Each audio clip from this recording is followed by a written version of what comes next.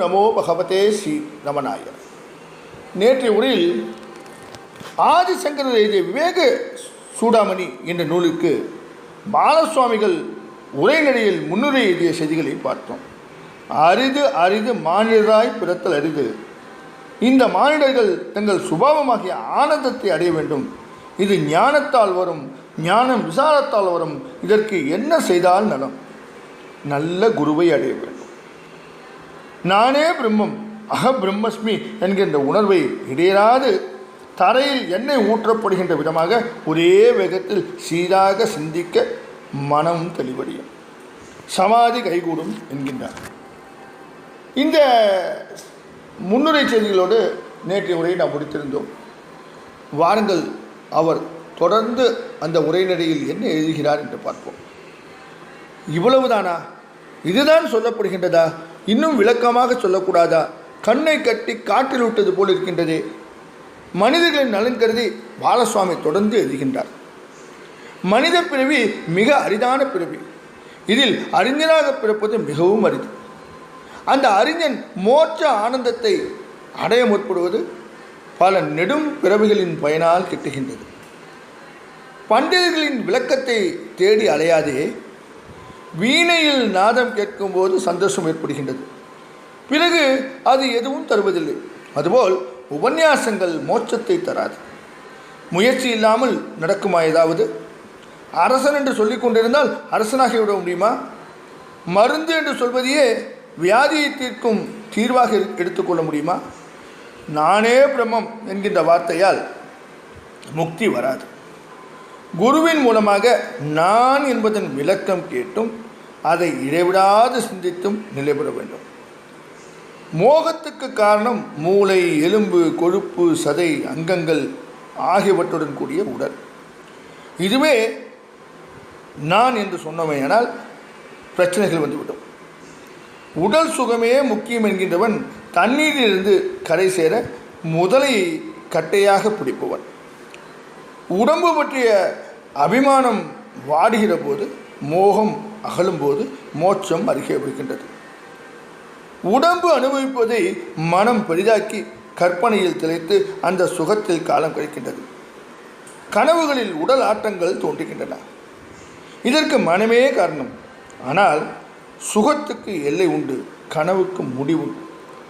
நேற்று நன்றாக அனுபவித்தேனே, இன்று முடியவில்லையே, நாளை எப்படியோ என்று கணக்கு போடுகின்றது. அனுபவித்துவிட்டு சும்மா இருக்க தெரியவில்லை. வருகிற போது அனுபவிப்போம் என்கின்ற பொறுமை இல்லை. கூச்சல் துவங்குகின்றது. எனக்கு இல்லாட்டி எவனுக்கும் இருக்கக்கூடாது, எனக்கு கிடைக்கலைன்னா யாருக்கும் கிடைக்கக்கூடாது. மனம் எனக்கு, நான், என்னுடையது என்கின்ற அகங்காரத்தில் மாற்றிக்கொள்கின்றது. அப்போது அனுபவிக்கும் தன்மையும் அது இழக்க நேரிடுகிறது. சுகத்தை உடம்பு அனுபவிக்க மனம் அதை பெரிதுபடுத்த உள்ளே இந்த விஷயத்துக்கு காரணமான மூலமான ஆத்மா அசைவற்று வெறுமே காட்சியாக இருக்கின்றது. அந்த ஆத்மா இல்லை என்றால் உடம்பும் இல்லை, மனமும் இல்லை. மனமற்ற உடம்பு, நினைவற்ற ஆழ்ந்த தூக்கம் ஆகியவற்றின் போது ஆன்மாவுக்கு அருகே நாம் இருக்கின்றோம். அது பரம சுகமாக இருக்கின்றது. நிரந்தரமாக தெளிவாக ஆன்மாவுக்கு அருகே இருப்பது இப்படி. ஆன்மா இல்லாமல் நான் நான் என்று உடம்போ மனதோ எதை சொல்லும், எப்படி சொல்லும்? ஆகவே நான் நான் என்பது ஆத்மாவை சொல்வதே. ஆனால் மனதின் அகங்காரம் ஆத்மாவை மறந்துவிட்டு தன்னைத்தான் நான் என்று சொல்லும். ஆன்மா நகர்ந்தால் தான் இல்லை என்பது தெரிந்துவிடும். அது அடிமனதில் இருப்பினும் அதை மறந்துவிட்டு மறைத்துவிட்டு மனம் தன்னை முன்னிலைப்படுத்தி கொள்ளும். ஆத்மா சும்மா இருக்கும். கனவில் ஒரு உலகம் எப்படி தோற்றுவிக்கப்படுகின்றதோ அதே போல நனவில் ஒரு உலகம் மனதால் தோற்றுவிக்கப்படுகின்றது. தான் இன்ன தேகம், இன்ன ஜாதி, இன்ன மதம், இன்ன மொழி என்று நிரந்தரமில்லாத விஷயங்களை மனம் பெரிதுபடுத்திக் கொள்கின்றது. இவற்றையெல்லாம் தாண்டி நான் ஆத்மா என்கின்ற எண்ணத்துடன் மனதின் ஆட்டங்களை, ஆசைகளை நிறுத்தி யார் அமைதியாக இருக்கின்றாரோ அவராலேயே தன்னை உணர முடியும்.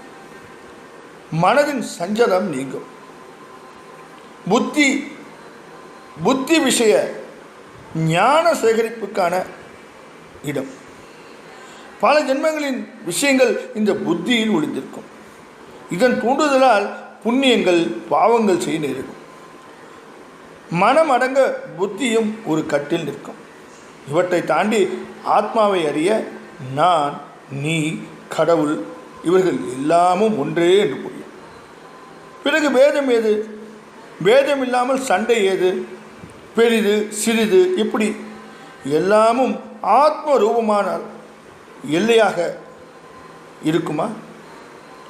ஜாதி மத மொழி பேதங்கள் உண்டா? ஆத்மா இன்னொரு ஆத்மாவை அறிய மொழி எதற்கு? மதம் என்ன தடை? ஜாதிக்கு என்ன அர்த்தம்? எதுவும் கிடையாது. நான் ஆத்மா என்று தெரிந்துவிட்டால் அதுவே நீயாகின்றாய் என்பதும் நேர்ந்துவிடும். தொடர்ந்து ரமணர் இந்த விவேக சூடாமணியின் முன்னுரையில் என்ன எழுதியிருக்கின்றார் என்று நாளை பார்ப்போமா? ஓம் நமோ பகவதே ஸ்ரீரமணாய.